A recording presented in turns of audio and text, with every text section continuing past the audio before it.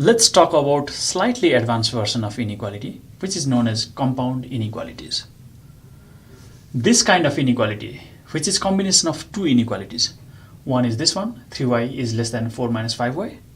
And another inequality is 4 minus 5y is less than 5 plus 3y. That's another inequality. So if we combine them, then that becomes a compound inequality. Okay?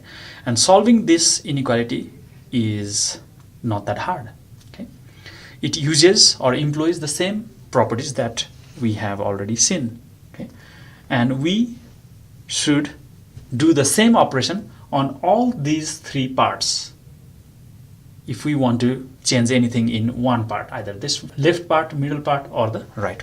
The goal for solving this inequality is to make the variable alone in the middle part. Okay? So we try to make the variable alone in the middle part. So here, let us solve this. Try to get rid of this 4 from the middle part. So let us subtract 4 from the middle part. Then you should do the same operation on all three parts, left, middle, and right. So negative 4 here, and here also negative 4. The left part will be changed into negative 4 plus 3y. These two will be gone. Negative 5y is there. Less than 5 minus 4 is 1 plus 3y.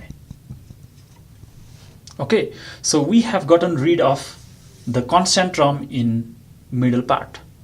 Now, since the left hand side and right hand side also has the y variable, okay, the terms involving y variable.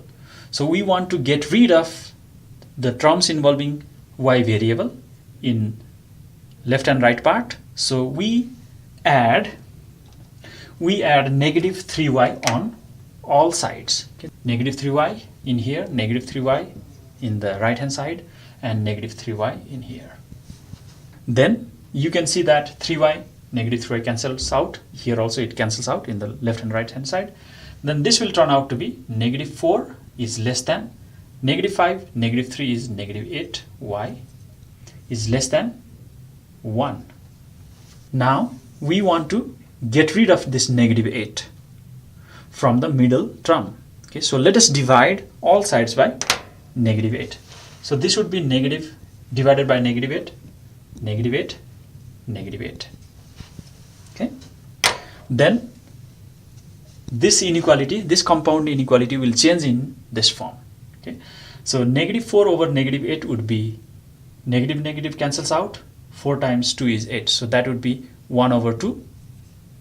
And middle term, it will be negative 8 cancels out. So that's y and 1 over negative 8. Or simply we can write negative 1 over 8. Now, since we divided all three sides by negative number, so we need to reverse the inequality sign. So let us reverse this less than or less than. It will be greater than sign. So this would be our inequality, compound inequality. You can flip these two and write in this way: negative 1 over 8 is less than y is less than 1/2. All right. Simply you can see that negative 1 over 8 is less than y. Okay.